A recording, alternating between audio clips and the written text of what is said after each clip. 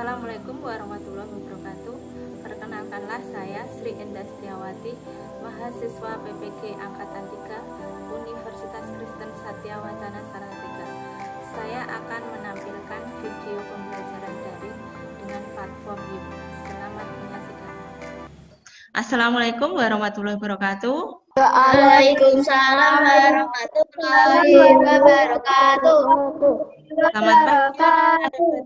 Selamat pagi anak-anak hebat kelas 5.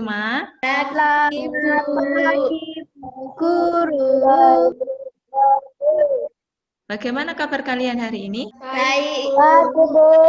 Pada hari ini, Senin 30 November tahun 2020, kita akan melanjutkan pembelajaran di kelas 5.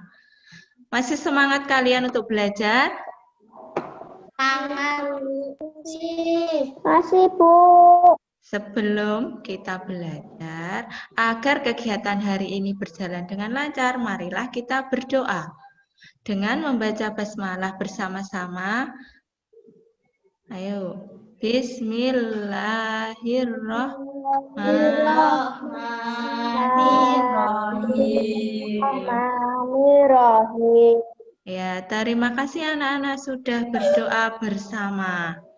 Nah, Bu Indah selalu mengingatkan kalian untuk selalu mematuhi protokol kesehatan, yaitu apa? 3M plus.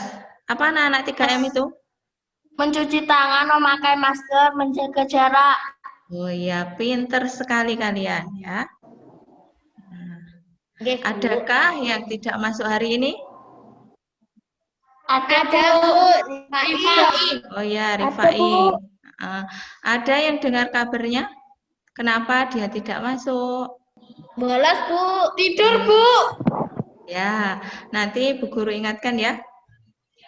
Hari ini kita akan belajar tema 5, ekosistem, subtema 3, keseimbangan ekosistem, pembelajaran 5. Adapun tujuan pembelajaran hari ini, yang pertama, dengan mencermati teks bacaan pada tayangan PowerPoint, peserta didik dapat menyusun sebuah peta konsep yang berisi pokok pikiran dan informasi penting pada teks bacaan tersebut dengan benar. 2. Dengan mengikuti petunjuk yang diberikan oleh guru dalam tayangan PowerPoint, peserta didik mampu membuat sebuah buklet mengenai berbagai macam kegiatan manusia yang dapat mempengaruhi keseimbangan ekosistem secara benar.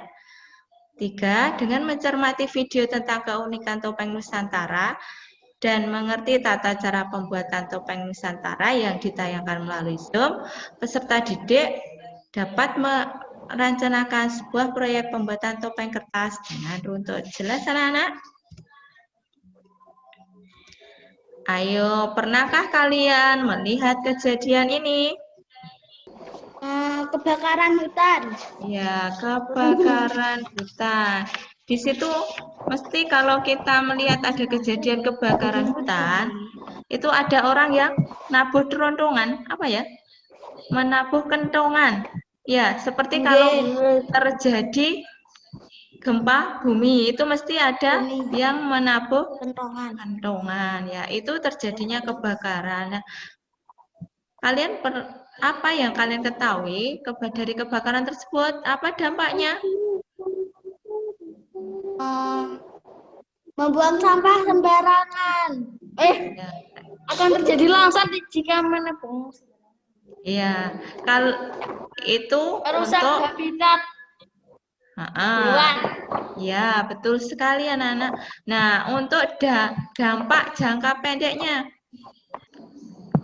kalau kebakaran hutan pasti menyebabkan pencemaran udara. Ya, mesti akan ada asap, ya. Yuk, kita lanjutkan. Nah, itu. Nah, di sini kita akan membaca teks bacaan pengaruh kegiatan manusia terhadap keseimbangan ekosistem. Ayo Firda, kamu baca. Pengaruh kegiatan manusia terhadap keseimbangan ekosistem. Lingkungan dapat terwujud apabila terjadi keselarasan dan antara komponen biotik dan abiotik. Apabila terjadi gangguan pada kedua komponen tersebut, keseimbangan lingkungan akan terganggu. Sejauh ini diketahui terdapat dua jenis faktor yang menyebabkan perubahan keseimbangan di dalam manusia.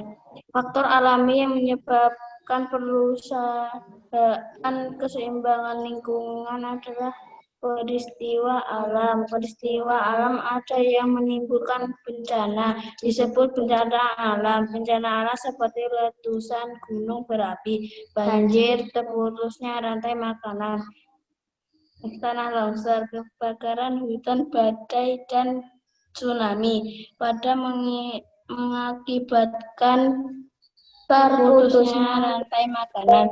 Bencana alam tersebut terjadi secara alami dan tidak disebabkan oleh kegiatan manusia. Iya, terima kasih Firda. Nah, dari bacaan tersebut apa yang kalian dapat? Bencana alam. Ya, yang pertama apa? Keseimbangan ekosistem itu terdiri dari dua komponen. Yang pertama apa? Komponen biotik dan Abiotik. ya. Nah, ada dua penyebab perubahan keseimbangan di dalam ekosistem apa? Faktor alami dan faktor manusia. Ya, bagus sekali Reza. Nah, untuk faktor alami coba kalian sebutkan contohnya. Ayo, siapa yang bisa? Faktor lain penyebab perubahan keseimbangan ekosistem adalah faktor manusia. Apa Nabila? Peristiwa alam. Peristiwa alam Ya, terus yang lain? menimbulkan bencana. Nah, sekarang kalau untuk faktor manusia yang disebabkan oleh kegiatan manusia. Contohnya apa? Penebangan pohon-pohon di hutan dan pembakaran hutan. Oh ya, pinter sekali. Nah, kita lanjut ya. Untuk paragraf kedua, Iqbal, ayo dibaca. Faktor lain penyebab perubahan keseimbangan ekosistem adalah faktor manusia yang melakukan berbagai kegiatan untuk memenuhi kebutuhan hidupnya. Terdapat beberapa kegiatan manusia yang secara langsung mempengaruhi keseimbangan ekosistem. Kegiatan tersebut antara lain kegiatan penebangan pohon-pohon di hutan dan pembakaran hutan, perburuan hewan hutan yang tidak terkendali, termasuk memperjualbelikan hewan langka dan dilindungi. Kegiatan lain berupa pemakaian pupuk buatan yang berlebihan, kegiatan pembuangan sampah dan limbah secara sembarangan, serta beberapa kegiatan lainnya yang mencemari lingkungan. Oh iya, terima kasih Iqbal. Nah, dari paragraf itu apa yang kalian dapatkan? Faktor penyebab perubahan keseimbangan ekosistem. Yang disebabkan karena faktor siapa? Manusia. Iya, hebat sekali kalian. Nah, kita lanjutkan untuk paragraf selanjutnya. Reza? Penebangan pohon-pohon di hutan jelas akan merusak ekosistem hutan dan menghilangkan fungsi tumbuhan sebagai penahan air dan penghasil oksigen. Pembakaran hutan berakibat terbunuhnya berbagai jenis organisme hutan yang mempunyai peran untuk mempertahankan keseimbangan ekosistem. Demikian halnya dengan perburuan hewan hutan secara sembarangan, serta penangkapan berbagai satwa langka dan dilindungi. Tindakan-tindakan ini berakibat pada terganggunya rantai makanan dan jaring-jaring makanan, serta punahnya berbagai jenis satwa.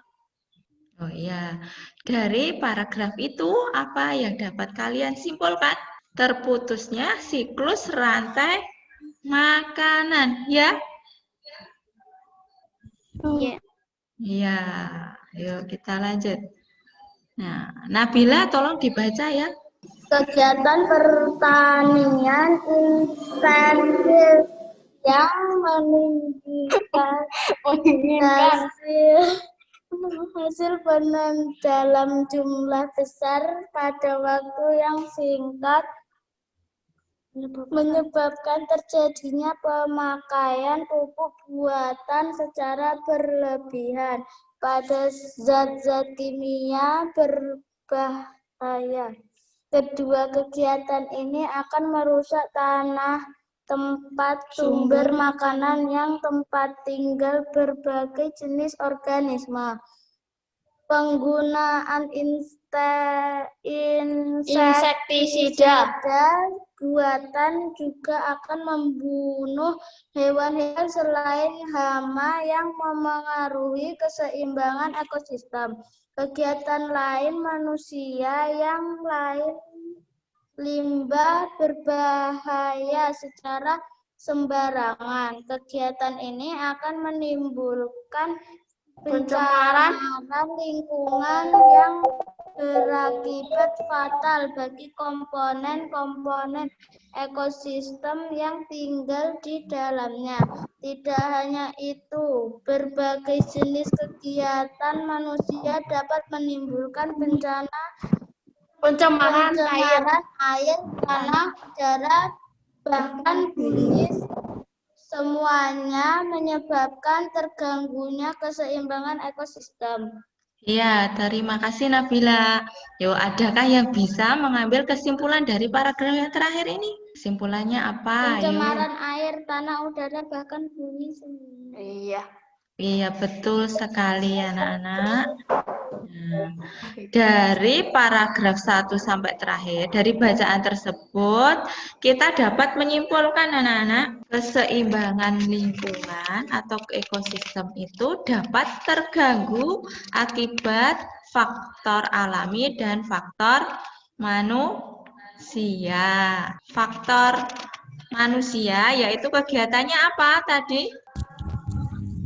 Penebangan pohon secara liar, yang lain. Pembakaran hutan. Pembakaran hutan. Perburuan hewan langka. Buruan hewan liar. Ya, betul sekali. Terus? Buang sampah sembarangan. Membuang sampah sembarangan. Ya, betul sekali. Nah, sekarang untuk faktor alami yang mempengaruhi keseimbangan ekosistem. Contohnya, ayo. Gunung meletus. Iya. Tsunami.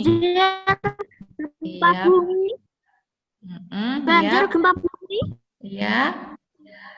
Udah pinter sekali kalian. Nah, karena manusia itu memiliki berbagai kegiatan untuk mencukupi kebutuhan hidupnya, maka manusia itu memanfaatkan sesuatu yang di dekatnya untuk memenuhi kebutuhan. Oke, jelas nggih untuk kesimpulan dari bacaan itu? Ya. Nah, sekarang kita dari kesimpulan tadi kita buat peta konsep seperti contoh yang dari Bu Guru. Faktor penyebab perubahan pada ekosistem. Itu tadi ada berapa? Dua ya, faktor alami dan faktor manusia. Faktor alami itu diakibatkan oleh peristiwa alam. Contohnya apa? Gunung meletus, longsor, banjir, dan lain-lain. Ya. Nah, untuk faktor manusia, contohnya tadi Penebangan dan pembakaran hutan, pembunuhan liar, membuang sampah sembarangan, dan lain-lain. ya, pinter sekali kalian. Kita lanjut ya. Nah, mari kita berdiskusi bersama, ayo. Untuk itu kita akan menjawab soal. Ada Bu Guru mempunyai 3 soal.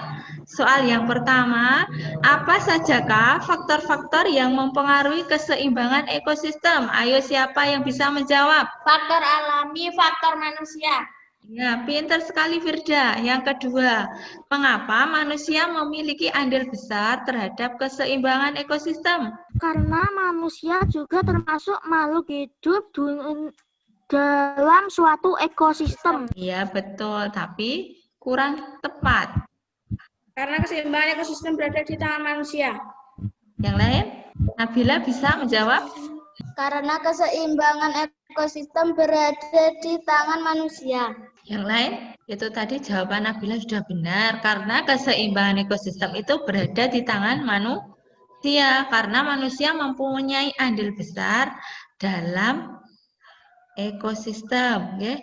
Manusia mempunyai akal pikiran untuk memanfaatkan ekosistem, dan manusia itu memanfaatkan lingkungan sekitar untuk memenuhi kebutuhan hidupnya. Ya. Untuk yang nomor 3, siapa yang bisa menjawab? Penebangan hutan, pembakaran hutan, perburuan liar, penggunaan pupuk buatan secara berlebihan, pembuangan sampah, dan limbah sembarangan. Iya, pinter sekali. Sudah jelas kalian? Ya, kita lanjut ya. Nah, mari kita membuat buklet. Buklet itu apa, anak-anak? Buklet itu sebuah buku, tapi hanya terdiri dari satu kertas ya.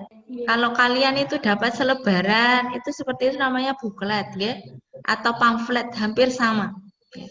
Nanti kalian mencoba membuat buklet dengan gambar keseimbangan ekosistem. Langkah-langkahnya sudah ada di dalam materi yang telah Bu Guru kirim ke kalian ya. Nanti kalian menggunakan kertas A4. Kertas yang putih seperti ini dibagi menjadi 4, ditekuk jadi 4 seperti ini. Seperti ini ya. Nanti di sini dikali nama dan judul kalian. Namanya siapa, terus di sini faktor-faktor yang mempengaruhi keseimbangan ekosistem, ya.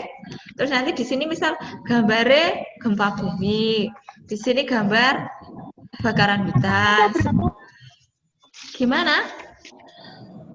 Katanya berapa? Gambarnya? Dilipat. Ini dilipat menjadi 4, bolak-balik. Jadi nanti di sini faktor di kertas saja, ya. Di kertas bukumu bisa, atau kalau punya kertas A4 yang putih ya, HVS yang putih ya. Nah ini dibagi 4. Nanti yang depan sendiri kalian tulis nama kalian dan judulnya apa? Pengaruh keseimbangan ekosistem, ya. Itu ada 2 faktor. Yang pertama itu faktor alami. Faktor alami tulis di sini, faktor alami itu apa saja kalian tulis di sini, digambar di sini. Terus yang sebaliknya faktor dari manusia. Itu ada misalnya kalian gambar kebakaran hutan, penebangan liar, penggunaan pupuk yang berlebihan dan lain sebagainya, ya. Jelas ya? Ya. Ya, Bu. Ya, dilanjut ya. Mari kita simak video. Bu Guru punya video. Teman-teman, Topeng merupakan penutup wajah yang biasanya terbuat dari kayu Gak ada gambarnya. dan bahan lainnya. Pon.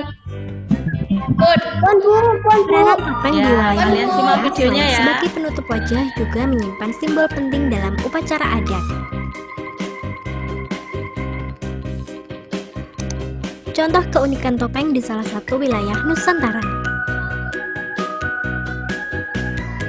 Topeng Cirebon. Bu, kalau Dari topeng Cirebon, membesarkan terdapat salah satu caranya tari gimana, topeng yang Bu? mengisahkan cerita Panji dalam 5 siklus karakter, yang masing-masing diwakilkan oleh topeng-topeng yang berbeda, sesuai dengan karakternya. Tahapan topeng Panji. Ada topeng Panji yang mewakili tahap kelahiran, Samba yang mewakili tahap kanak-kanak, Rumnyang yang mewakili tahap dewasa, Tumenggung atau Mati yang mewakili tahap kedudukan dalam masyarakat, serta Rahwana dan Klana yang mewakili nafsu yang mengganggu umat manusia. Apa saja alat dan bahan yang diperlukan dalam pembuatan topeng Nusantara? Alat dan bahan yang diperlukan dalam pembuatan topeng Nusantara: pisau tatah, kerok gergaji. Bahan utama untuk pembuatan topeng Nusantara adalah kayu. Jenis kayu yang digunakan: Kayu yang dipakai pun beraneka ragam seperti kayu mahoni, sengon, pete, dan avokat. Selamat berkarya!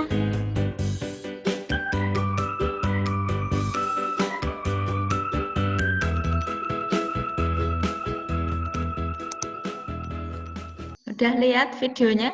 Ya. Nah, nanti kalian cermati lagi video berikutnya. Sebentar.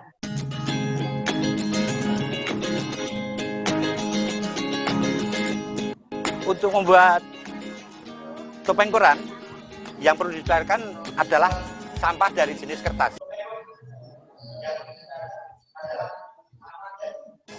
Ya, sampah dari jenis kertas, bisa dari koran, bisa dari kertas-kertas bekas, apapun, pokoknya jenis kertas yang bisa hancur oleh media air.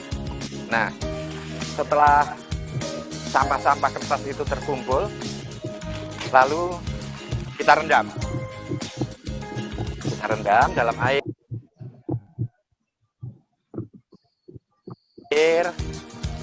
kira-kira 30 menit sampai kertas itu menjadi lunak. Selanjutnya kita blender. Tidak harus kita blender, seandainya kita tidak punya peralatan blender di rumah, bisa kita tumbuk pakai alu atau pakai alat apapun. Bisa kita, kalau rajin, bisa kita remas-remas saja hancur, ya.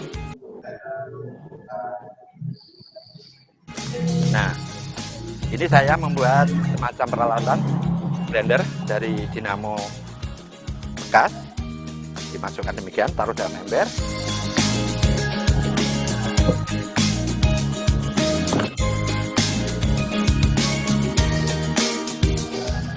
Setelah hancur menjadi bubur, betullah adonan seperti ini.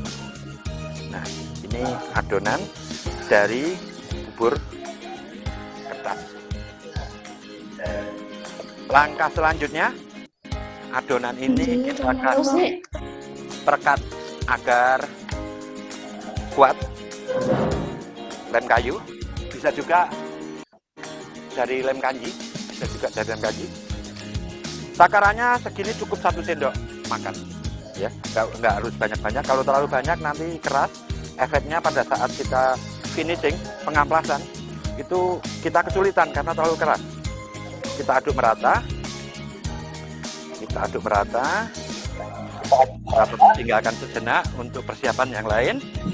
Lalu persiapan berikutnya adalah kita ambil mangkok sebagai cetakan bawah. Mangkok kita bungkus pakai kertas.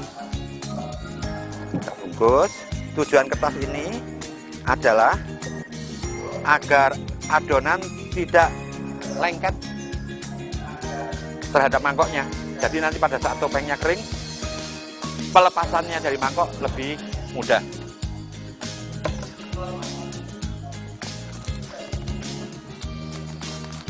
Berikutnya kita ambil 1 lembar kertas koran untuk alas. Lalu triplek kita bungkus pakai kertas koran. Tujuannya agar pada saat topengnya sudah kering, topeng tidak lengket terhadap tripleknya. Lalu kita ambil mangkok yang tadi kita bungkus pakai koran, ya. Kita taruh di tengah-tengah. Demikian.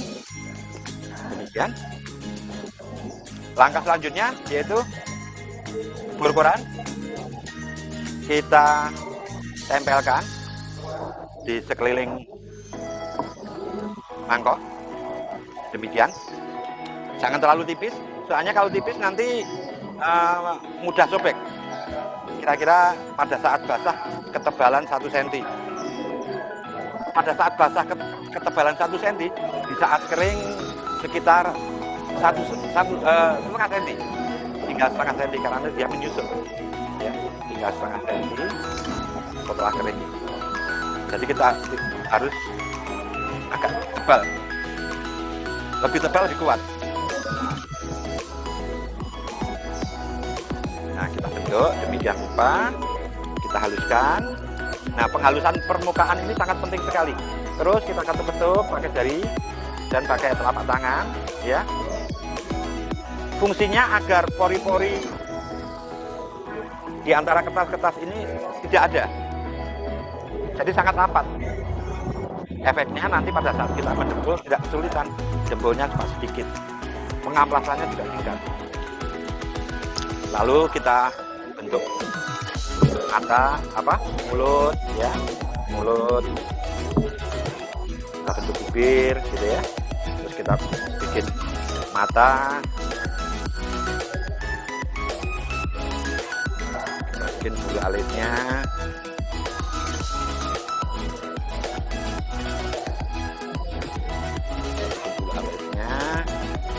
Kita bikin hidung,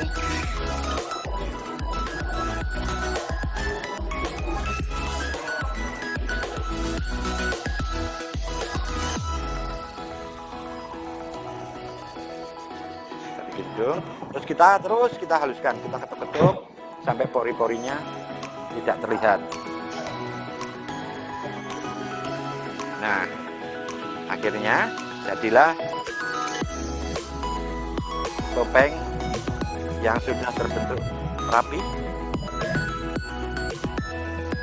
Selanjutnya, setelah dirasa sudah cukup, kita jemur.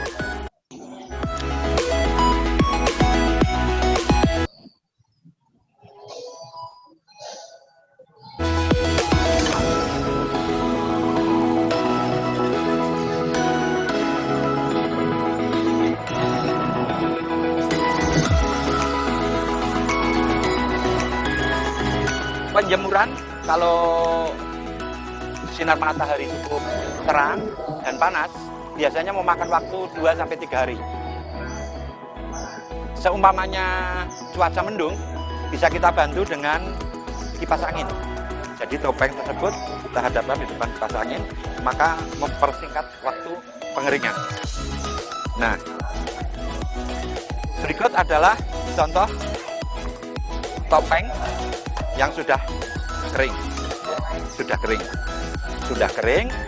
Langkah selanjutnya, di sini masih tampak pori-pori yang kasar.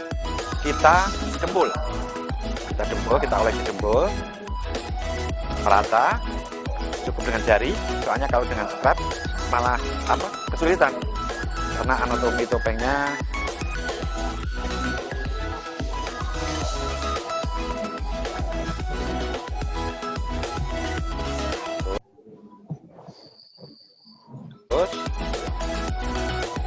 setelah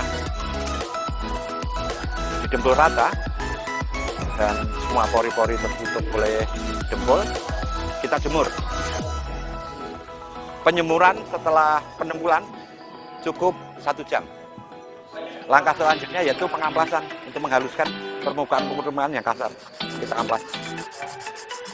Pertama kita menggunakan amplas yang kasar agar lebih mempersingkat waktu.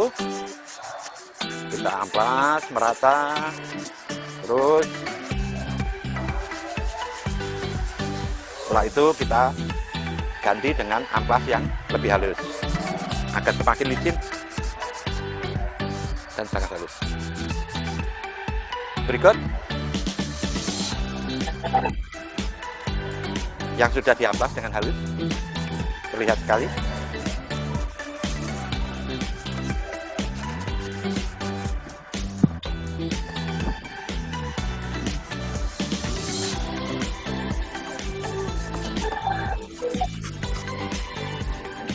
Bukan? Nah, langkah berikutnya setelah dijempol dengan semuanya halus, diamplas rata, ya. Kalau umpamanya masih ada yang sedikit cacat, bisa kita tambahkan debu lagi, ditambahkan gini. Tunggu beberapa saat, kering, ampas lagi. Kita jemur, kita ampas lagi sampai sempurna. Videonya seperti itu. Udah jelas? Itu tadi apa, Cak? Proses pembuatan topeng kertas.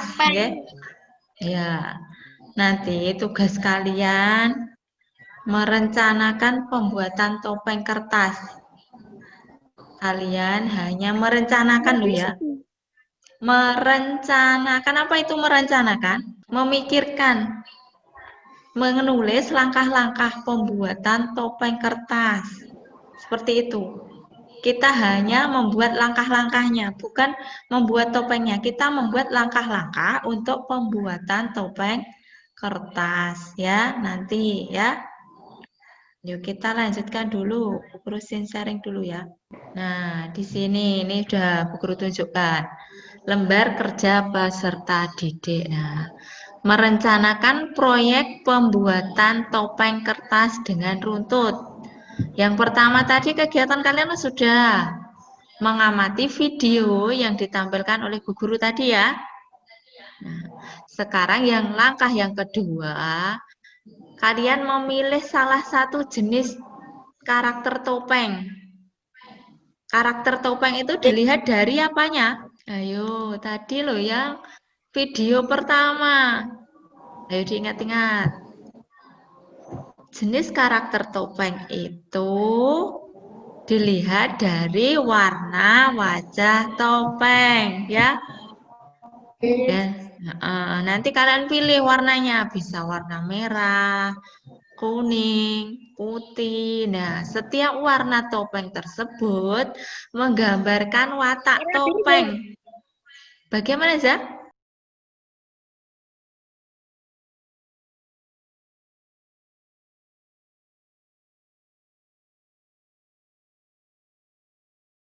Warna biru boleh? Warna biru itu kalian sudah pernah lihat topeng warna biru belum? Belum. Nah, yang di video tadi kan ada banyak warna topeng kan? Ya, kalian pilih salah satu ya. Nah, yang ketiga itu mencatat alat dan bahan dalam pembuatan topeng kertas tadi. Alatnya tadi apa? Di dalam video yang kedua itu tadi ada ya. Alat dan bahan yang digunakan.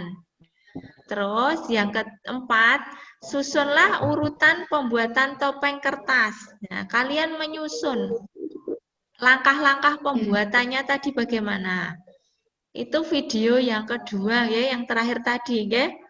Nah, nanti Bu Guru kirim link ya untuk menjawab tugas itu. Nanti pekerjaannya hanya kalian menulis di link yang akan Bu Guru kirim nanti ya.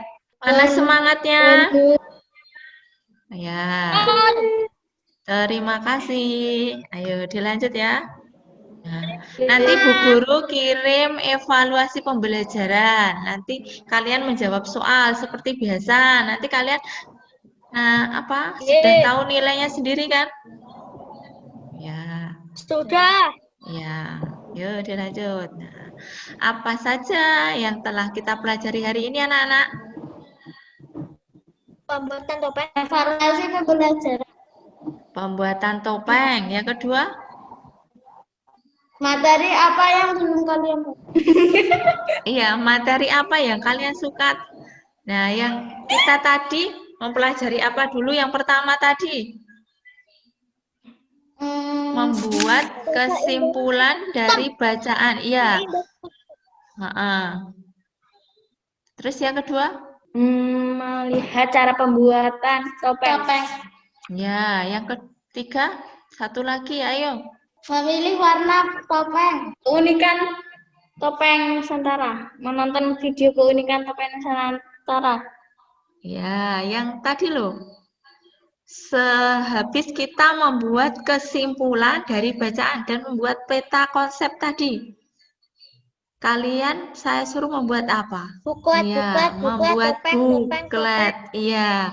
Nah, dari materi tersebut, materi apa yang kalian suka? Langkah membuat topeng. Ya, membuat topeng. Nah, kalau itu yang kalian suka, berarti nanti kalian bisa membuat langkah-langkah dalam pembuatan topeng. Nah, materi yang belum kalian pahami, dari 3 materi tadi yang belum kalian pahami yang mana? Untuk membuat kesimpulan sudah bisa ya? Ya, membuat buklet. Gampang sekali ya nanti untuk pembuatan booklet. Nah, nanti kita coba buat bersama-sama ya. Untuk topeng hanya membuat langkah-langkah dalam pembuatan topeng, ya. Nah, terima kasih anak-anak untuk pelajaran hari ini kita sudah selesai. Sama-sama, Bu. Karena kegiatan pembelajaran ini sudah selesai, mari kita tutup dengan bacaan Alhamdulillah bersama-sama. Ayo, Alhamdulillah. Alamin. Ya, terima kasih anak-anak, dan Bu Guru selalu mengingatkan kalian untuk selalu menjaga kesehatan. Ya, jaga kesehatan kalian sendiri dan juga mematuhi protokol kesehatan. Nah, karena berhubung besok kita sudah tes akhir semester, maka persiapkan diri kalian ya untuk mengikuti tes semester walaupun masih dikerjakan di rumah. Oke. Nanti kalau tidak bisa minta bantuan orang tua. Sekarang Bu Guru akhiri pelajaran hari ini. Assalamualaikum warahmatullahi wabarakatuh. Waalaikumsalam warahmatullahi wabarakatuh. Selamat siang anak-anak hebat kelas 5. Sampai jumpa di pembelajaran selanjutnya.